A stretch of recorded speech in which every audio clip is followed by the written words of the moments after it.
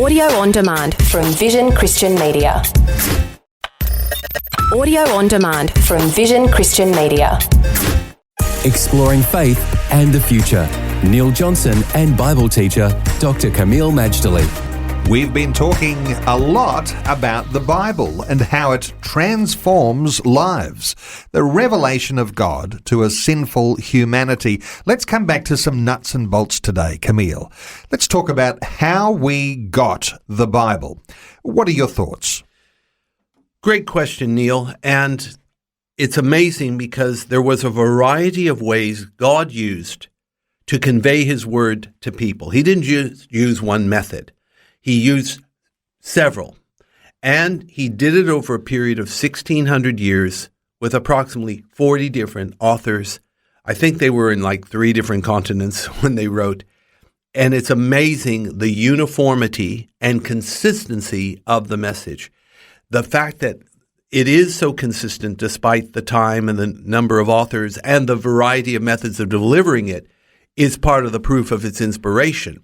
The fact that the Bible has lasted all these millennia is another confirmation of its divine, shall we say, stamp of approval, because we believe God watches over his word to perform it. But to answer your question, I want to, since we're talking about the Bible, I'd like to read from the Bible. So let's start with Hebrews chapter 1, where it says, God, who at various times and in various ways spoke in time past to the fathers by the prophets, has in these last days spoken to us by his Son, whom he has appointed heir of all things, through whom also he made the worlds. Just in those 2 verses is an immense amount of insight. God, in a variety of ways, basically conveyed his word. So how did he do it? Well, he did it through an audible voice. He did it through angels making their appearance. He did it through the prophets, of which there are several wonderful prophets, in fact, a fair few. He did it, of course, through the apostles, and that's why we have epistles from the apostles. And most importantly, he did it through his Son, Jesus Christ. Yes, in the old times, he spoke by the prophets, but in these last days, he's speaking to us through Jesus, who is the heir of the world. And in fact, he's the one who inherits the worlds because he made the worlds. Remember, he also did it through dreams, revelations, and visions and inspirations as well. So this magnificent consistency across this 1,600 years, this, Kameel, adds to the authenticity of why we can put our trust in the Bible. How do you describe that to people who are saying, well, it's just any old book? This is very important. This is a special book. You summarized it well, Neil, but let me see if I can rephrase it. How do we speak to doubters and skeptics that this book that we honor so highly is God's word? Well, there's several ways we convey it. The fact that there is not just consistency over the centuries, same message, despite the diversity of authors and settings.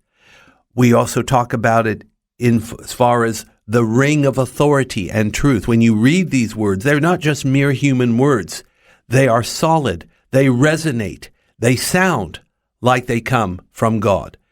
Then, of course, there is prophecy, and we need to come back wholeheartedly to the power and majesty of biblical prophecy, because prophecy is a lamp that shines in a dark place. And prophecy has been wonderfully fulfilled, either in the first coming of Jesus, or it's lining up for fulfillment in the second coming of Jesus. Prophecy is very attractive and compelling to many.